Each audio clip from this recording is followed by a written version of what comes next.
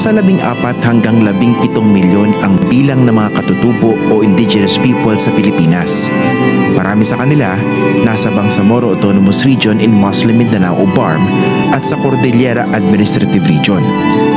Sa ilalim ng 1987 Constitution, ito ang dalawang rehiyon na may karapatan sa autonomiya dahil na rin sa kanilang kultura at pinagdaanan sa kasaysayan. Marami nang naganap mula noong 1987. Naisabatas ang Indigenous Peoples' Rights Act noong 1997. Layo nitong isulong at pangalagaan ang mga karapatan ng IPs. Nasa proseso ngayon ng transition ng BARM bilang isang autonomous region base sa 2014 Peace Agreement sa pagitan ng gobyerno at ng Moro Islamic Liberation Front. Ang Cordillera naman, 2 beses nagkaroon ng plebisito kung saan nanalo ang boto na di pabor sa autonomiya. Kaya nananatili siyang administrative region.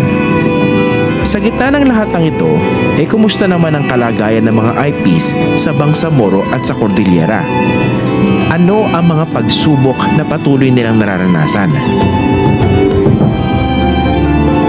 Pangunahin dito ang sapat na kaalaman sa kanilang mga karapatan at proteksyon sa ilalim ng mga umiiral na batas. Kung kulang kasi ang kaalaman tungkol dito, mahihirapan ang mga IPs na isulong ang kanilang mga karapatan. Madali silang ma-exploit. Lahat dito ang challenge is ang pagbabago ng kaisipan, raising awareness of not only of the IPs so that they can assert their rights, but also, more importantly, yung majority.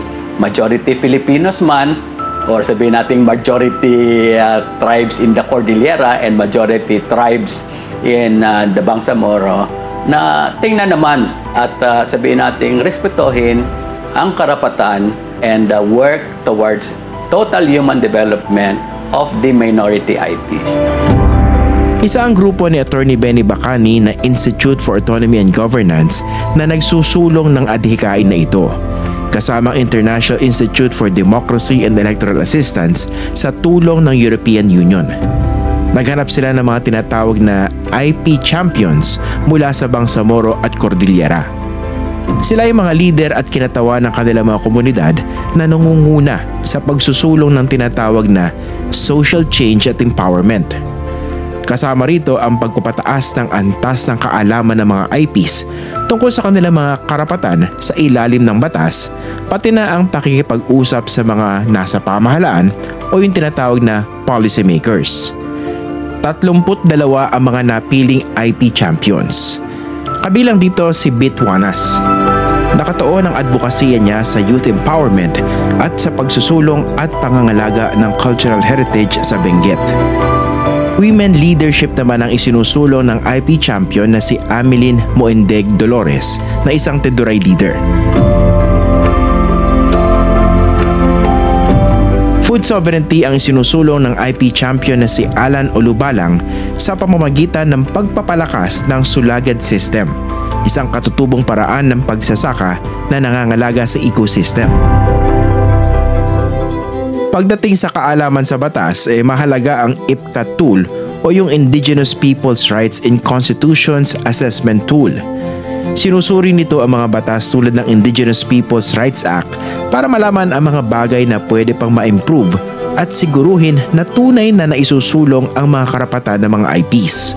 With this assessment tool, malalaman natin kung ano yung dapat na interventions na pwedeng gawin upang yung ating mga IP champions mismo ang mag-advocate ng pagbabago sa mga public policies at laws para mapalakas yung batas para sa mga IPs. No?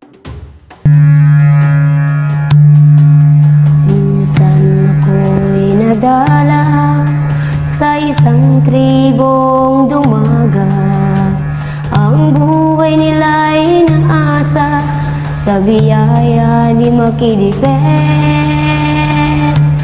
Ngunit ako'y nalungkot sa aking nakita't naranasan. Lupaing alay ni Bathala, inangkin ng ilang gaman.